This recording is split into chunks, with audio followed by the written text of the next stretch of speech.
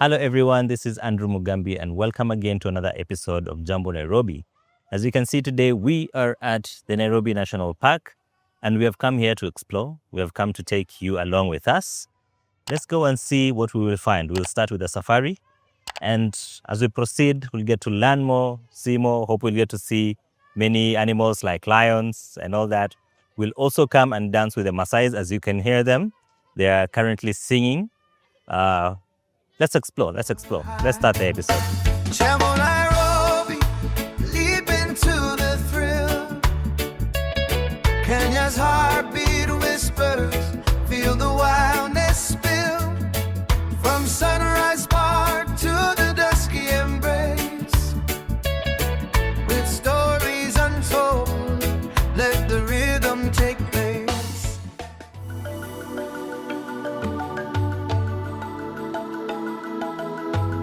Just 7 kilometers from the heart of Nairobi, Nairobi National Park, covering 117 square kilometers, is the world's only national park located within a capital city, home to lions, rhinos, giraffes, and over 400 bird species against a striking urban skyline.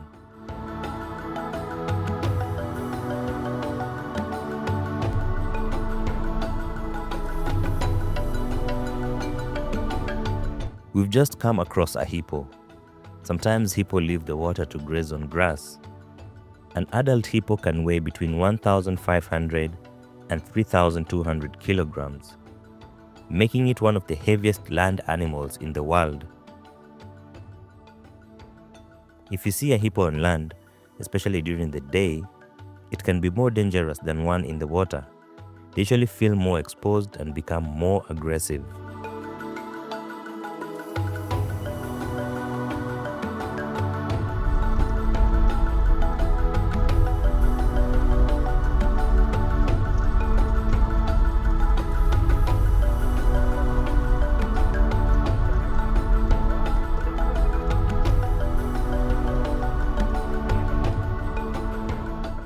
Now that the rainy season has set in across Nairobi, this park transforms into a lush green haven with an abundance of fresh grass and water, allowing grazers like zebras, buffaloes, and antelopes to feed more freely across the plains, while browsers such as giraffes enjoy plentiful leaves from rejuvenated acacia trees, and predators like lions and cheetahs benefit from the increased prey activity, making the entire ecosystem feel more vibrant, active, and full of life. And as you can see from this clip, the standard gauge railway, also known or commonly known as SGR, cuts through the southern edge of Nairobi National Park. This was a project that sparked considerable debate and resistance from conservationists, environmentalists, and local communities, who fear that the railway will fragment wildlife habitats, disrupt migration corridors for animals like zebras, wildebeests, and gazelles, and increase of human-wildlife conflict.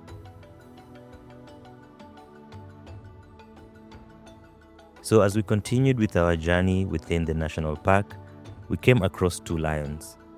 But there was a lot of traffic from other tourist vehicles, since lions are notoriously elusive and hard to spot, often resting in tall grasses, blending seamlessly with the landscape, or seeking shade under trees during the heat of the day, which means spotting them requires patience, keen eyes, and sometimes a little luck. And we drove for quite a while looking for these lions, but at least we got to see them. Many lions are fitted with GPS and radio trackers, which allow park rangers and wildlife researchers to monitor their movements, territory, and behavior. They track the hunting patterns and ensure that the animals stay within safe boundaries, preventing human-wildlife conflict.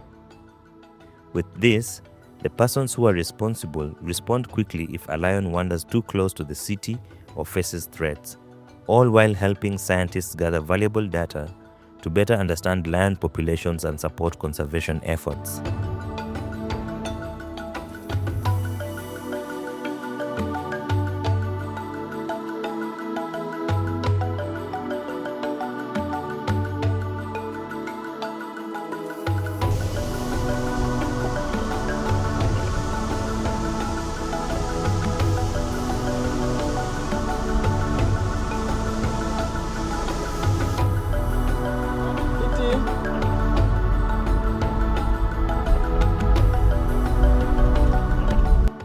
is a chill spot of Mokoyeti. It's called Mokoyeti in the national park.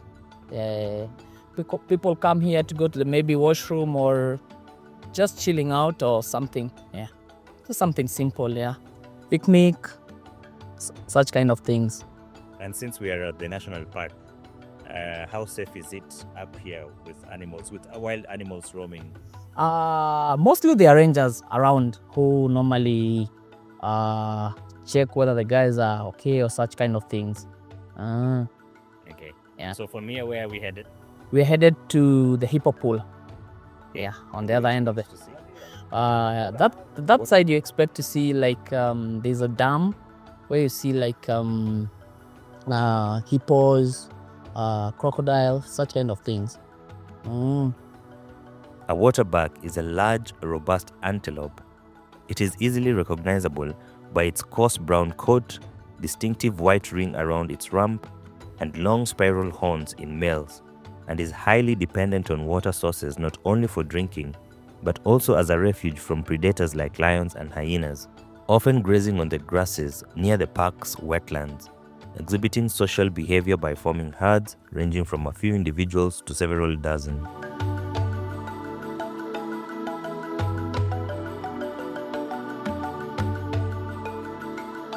Among the over 400 bird species recorded at the Nairobi National Park, we have guinea fowls, which are often seen in small flocks on the ground looking for seed, insects, and small invertebrates.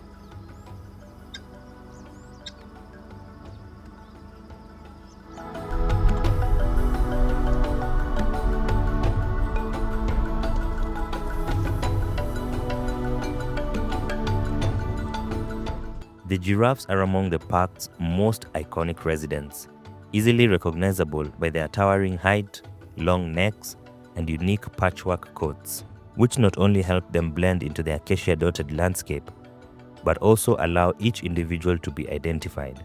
And they spend most of their day browsing on leaves of tall trees, especially acacias. They are an important part of the ecosystem by pruning trees, dispersing seeds through their droppings, and providing a spectacular sight for visitors as they move carefully across the plains in small herds or family groups.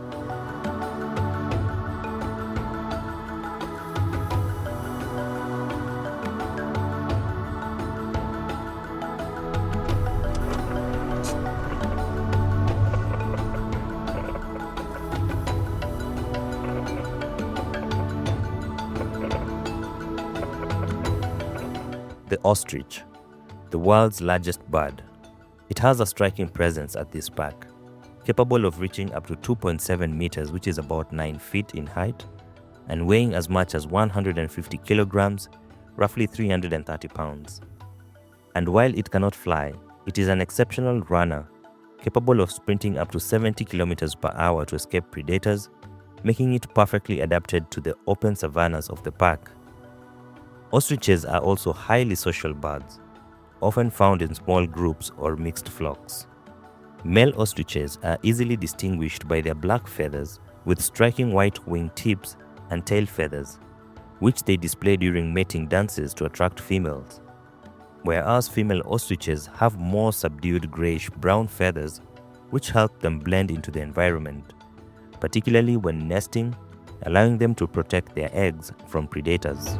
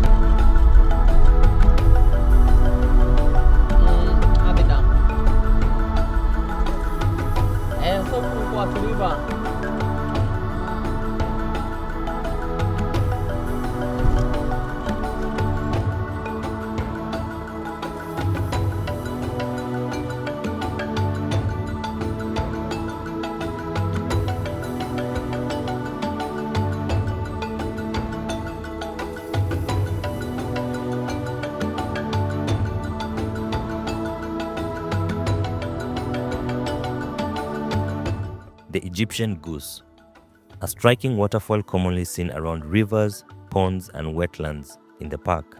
It is easily recognizable by its distinctive chestnut eye patches, pale brown body, and dark brown wings. And although it is named after Egypt, it is widespread across much of sub-Saharan Africa.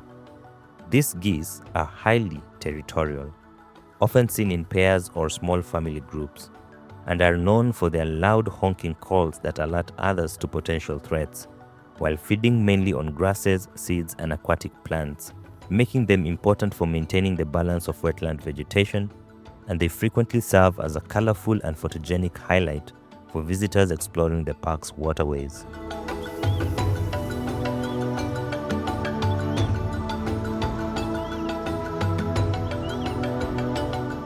The western cattle egret is a small but highly adaptable bird commonly spotted in this park, and it's easily recognized by its white feathers with buff of golden feathers on the head, neck, and back during the breeding season. They are often seen following grazing herbivores like buffaloes, zebras, and antelopes, feeding on insects and small creatures that are stirred up by the movement of these large animals, which not only provides a reliable food source but also reduces pest populations for the grazers. These egrets are highly social, forming large flocks, and they play an important ecological role by controlling insect populations while adding a splash of bright white to the park's grasslands and wetlands, making them a favorite among bird watchers and photographers alike.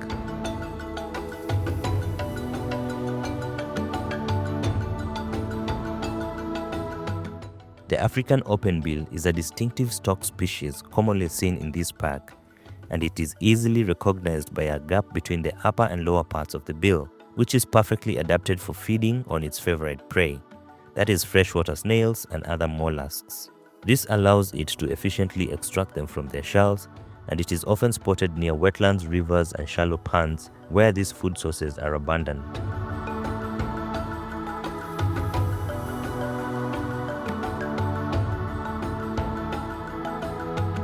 And we were lucky to see a crocodile, a very formidable predator.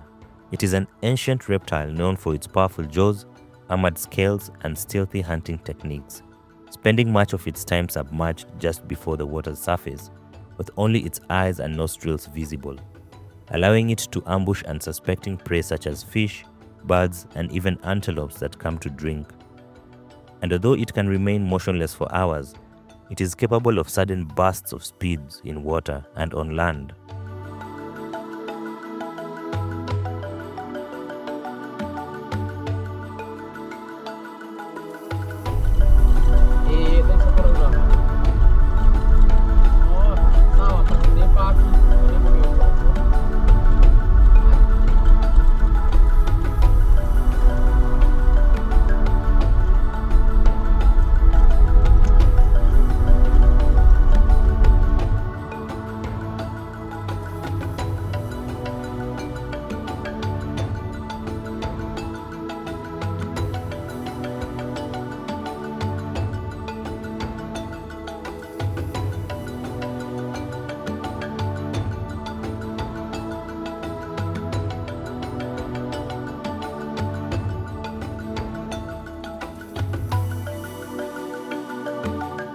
So I do hope you're enjoying the safari so far.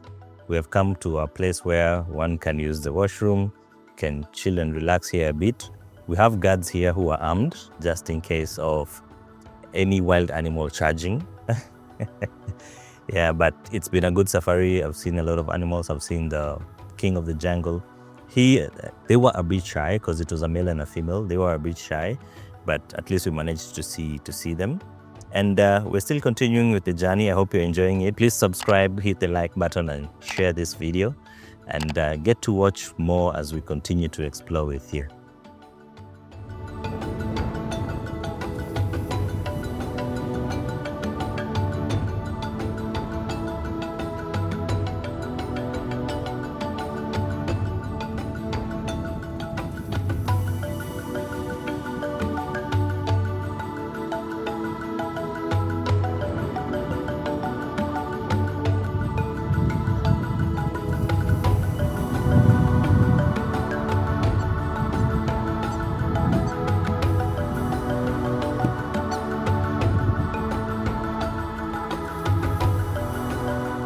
So guys, we've just reached the Hyena Dam, and there are some hippos here.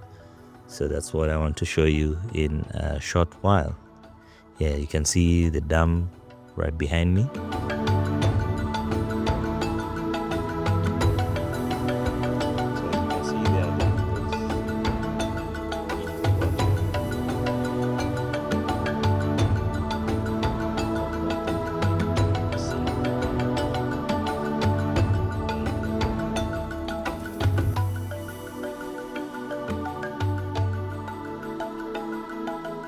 Hippos spend most of their time in water because it helps them regulate their massive body temperatures, keeping them cool under the intense African sun.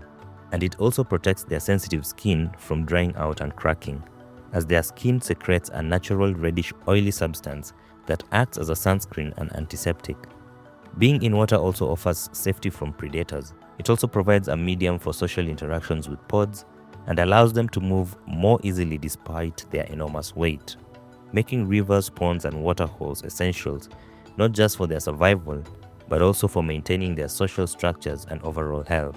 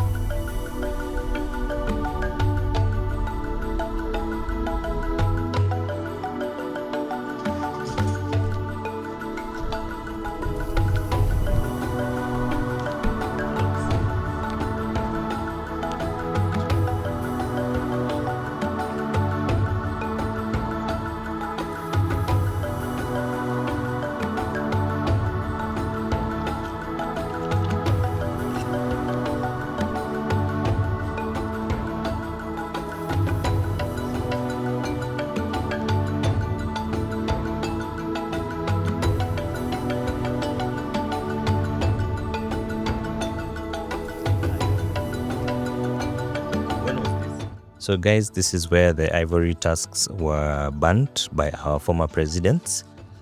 As you can see, this monument, it says back in 1989, President Moi pioneered the burning of ivory. And the other monument, it was in 2015 by His Excellency Uhuru Kenyatta, the president back then. And these are the ivories. This is what was burnt. This is the ivory that was burnt in 2015 by His Excellency Uhuru Kenyatta, former president. And then that small one is the one that was burnt in 1989 by the late His Excellency Daniel Toroitich Arap Moi, our second president. Yes. So a lot of things I've learned at the national park. It's a place that I would really recommend for you to come, just learn a lot, get to see a lot of animals. So apart from seeing animals, you also get to know the history of our beautiful land and what we have to showcase. Danny is here with us. Ametupeleka around Mzuri. It was an awesome journey. We got to see a lot of animals, and I'll let him introduce himself a bit. Hi everyone, my name is Dan Kahiga, or Dan. Most people know me as Dan, and I was their guide for the day. Yeah. And he was a very good guide. So I would really recommend him. I first of all, I would recommend you to come to the safari. It was an amazing experience. And if you would want to come here, you can reach him out, and you can reach him out on 0723 828 139. I think that's my WhatsApp number. Yeah. You think, or you know? That's my WhatsApp number. Any social media profiles you'd like to share with us? I think mostly I do WhatsApp. WhatsApp is okay. Yeah. Okay. Yeah. Reach him on WhatsApp and get to go on a safari. Are there any other services that you do apart from safaris and stuff like that? Mostly we book even hotels. We book hotels and maybe game drives in different parks in the country. Yeah. Okay. Very awesome.